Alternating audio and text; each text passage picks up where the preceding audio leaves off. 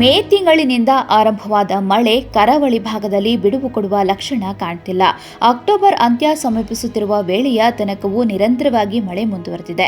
ಇಷ್ಟು ದೀರ್ಘಕಾಲದ ಮಳೆ ಇತ್ತೀಚಿನ ವರ್ಷಗಳಲ್ಲಿಯೇ ಆಗಿಲ್ಲ.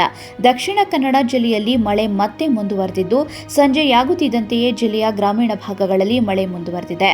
ದಕ್ಷಿಣ ಕನ್ನಡ ಜಿಲ್ಲೆಯ ಬೆಳ್ತಂಗಡಿ, ಸುಳ್ಯ, ಬಂಟ್ವಾಳ, ಪುತ್ತೂರು, ಕಡಬ ತಾಲೂಕಿನಲ್ಲಿ ಮಳೆ ಮುಂದುವರೆದಿದೆ.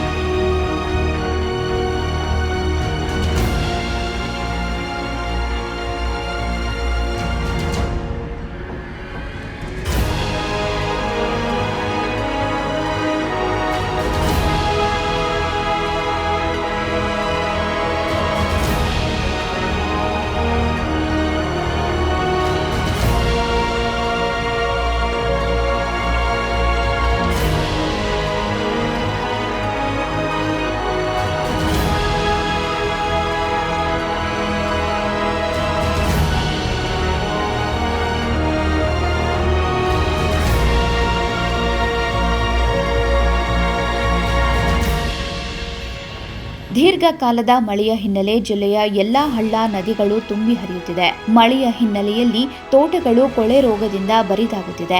ಕಳೆದ 10 ವರ್ಷಗಳ ಅವಧಿಯಲ್ಲಿ ಇಷ್ಟೊಂದು ಪ್ರಮಾಣದ ಬೆಳೆ ನಷ್ಟ ಕಂಡು ಬಂದಿಲ್ಲ. ಕೊಳೆ ರೋಗ ಬಂದು ಅಡಿಕೆ ಮರದ ಬುಡದಲ್ಲಿ ಅಡಿಕೆಯ ರಾಶಿ ರಾಶಿ ಬಿದ್ದಿರೋದು ಕೃಷಿಕರ ಕಣ್ಣೀರಿಗೆ ಕಾರಣವಾಗಿದೆ.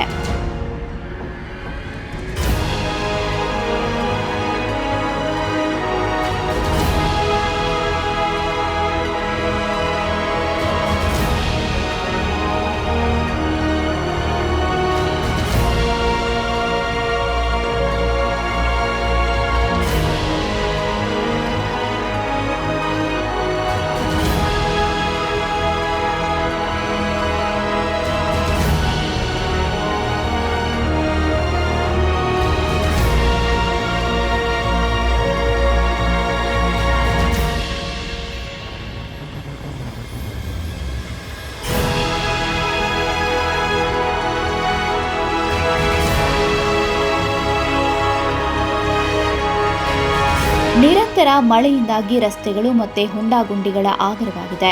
ಸಿಡಿಲು ಮಿಂಚಿನಿಂದಾಗಿ ಜಿಲ್ಲೆಯಲ್ಲಿ ಈಗಾಗಲೇ 100 ಮನೆಗಳು ಹಾನಿಗೀಡಾಗಿವೆ. ವಿದ್ಯುತ್ ಕಂಬಗಳು ಧರಾಶಾಹಿಯಾಗಿದ್ದು, ಮೆಸ್ಕಾಂ ಇಲಾಖೆ ಹಿಂಗಾರು ಮಳೆಯಿಂದಾಗಿ ಅಪಾರ ನಷ್ಟ ಅನುಭವಿಸಿದೆ.